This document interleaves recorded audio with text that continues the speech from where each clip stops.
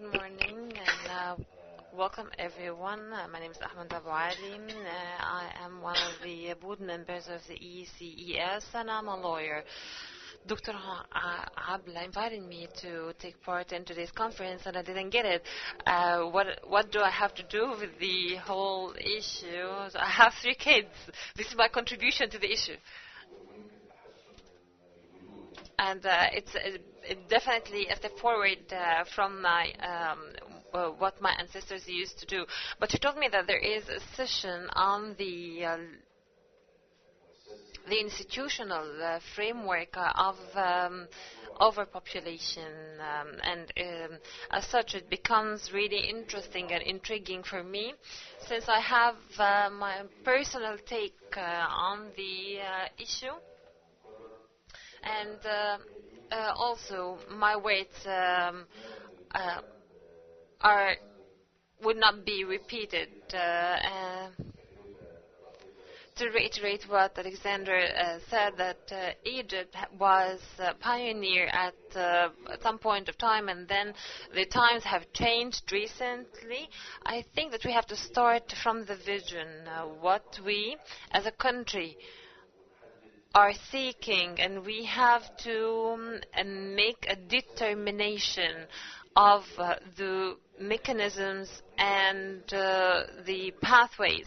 Legally speaking, what are our aspirations?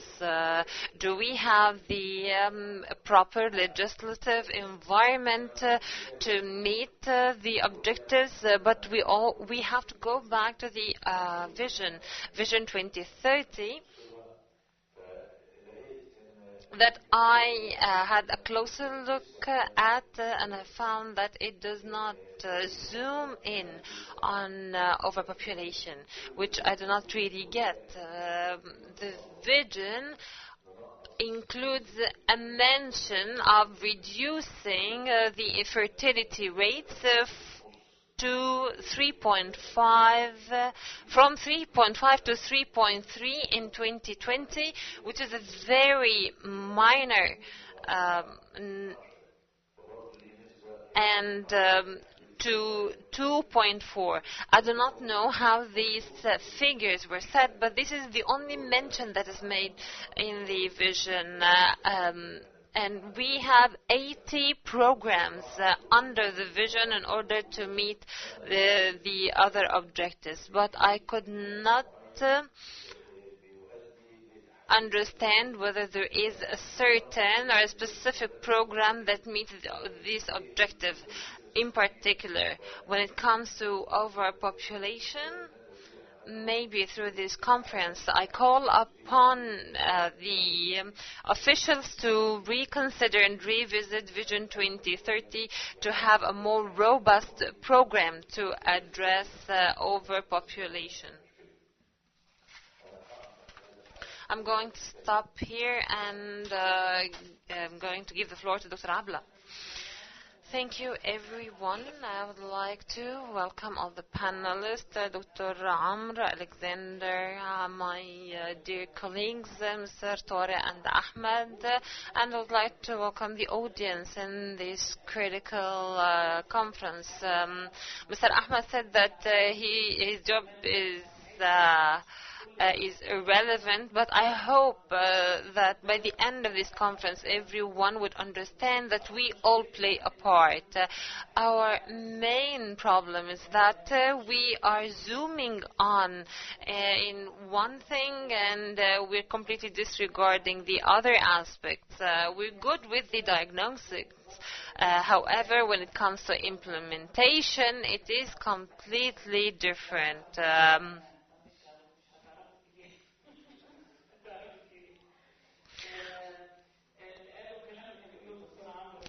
What Dr. Amr and Alexander said, the fact that the problem is multifaceted, population, the issue of population is of monumental importance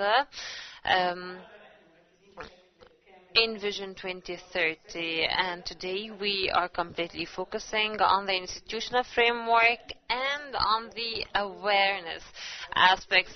We conducted a massive study over 6 months, and we are going to follow up on it with a look on the distribution of population and also female empowerment and women characteristics, because they are all part of the problem.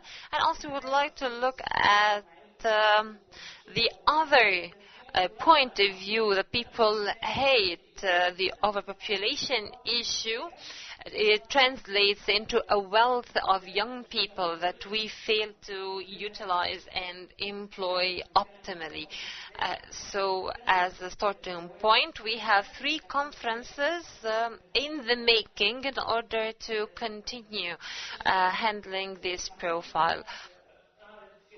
Allow me to give a very quick overview. Our point of departure. Starting from the Constitution,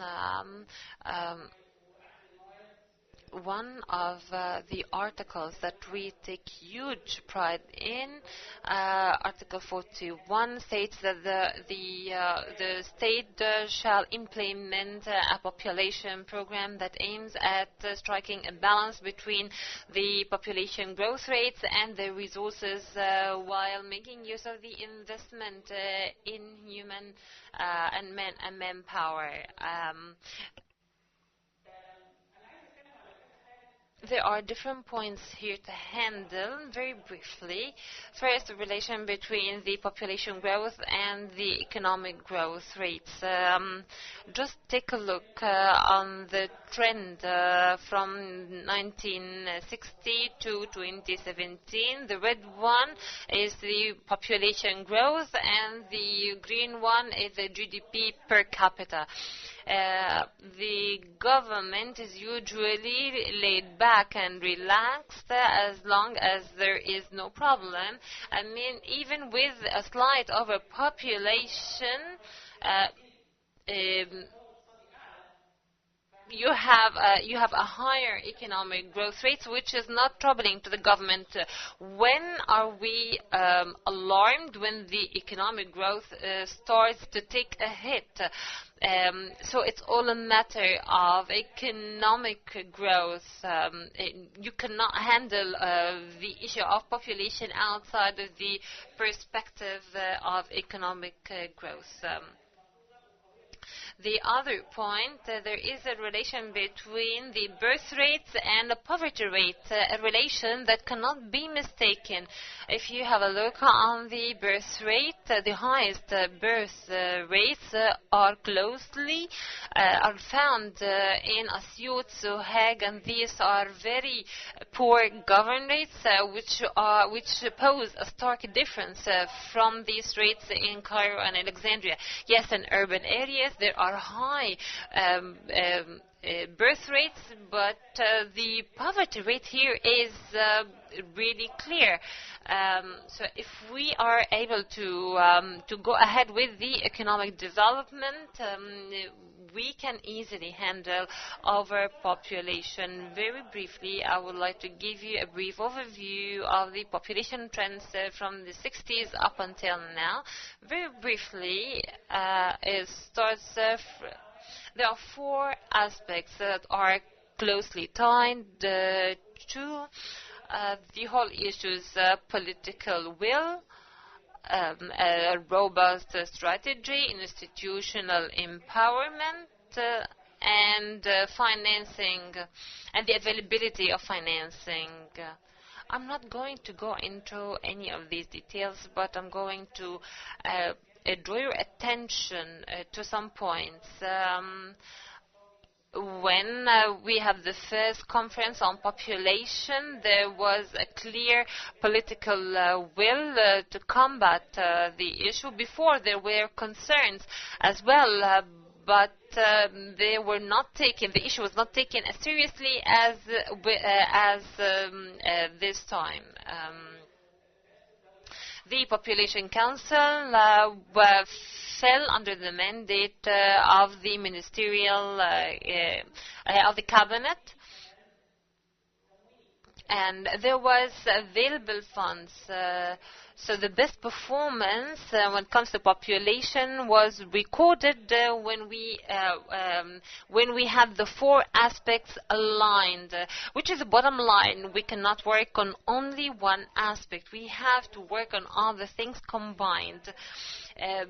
Well, this doesn't mean that we were not able to make any positive results in the past, but the best results are achieved when we have the four aspects aligned. So we have a sustained concern with the issue, regardless of the economic performance, because this profile cannot be disregarded, and we should have designed programs to meet the needs of the poor areas based on its nature. But is it enough to reach a population structure with these programs? I mean, if we compare Malaysia to Tunisia, you find that they managed to achieve a very good population program or a structure. And here you have the age group here. The thickest part here on the graph represents the active population or the working population. But is it only enough? No. You find that the Malaysia have better performance when it comes to the unemployment rates or the GDP per capita or even the poverty rates. Why? Because in Malaysia, the four aspects and the four elements are channeling into economic development. Other than that, I mean, it's completely futile. If we work on only one aspect, it's not as effective. So where we stand in Egypt when compared to Tunisia and Egypt, you will find that we are still stuck in square one. We have not even achieved any reform when it comes to the population profile, which means that our problem is way bigger or on a larger scale than theirs. We have a problem with the poverty rates and the economic development. We're not going to handle them in details now. The methodology that was adopted for the study, we claim that it is different from the traditional ones. We're trying to have a comprehensive view, but even in this profile at hand, we focused on three aspects: the family planning programs, the awareness programs, and the institutional framework.